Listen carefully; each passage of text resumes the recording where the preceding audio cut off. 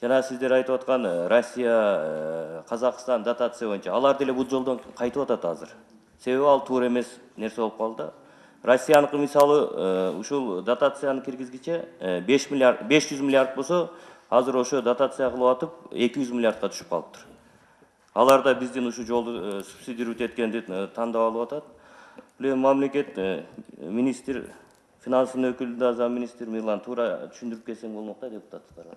Эми айырма жок да, туура 300 миллион береби, 500 миллион болобу. 100 миллион бергенден кийин 7%ке мүмкүнчүлүк болот да.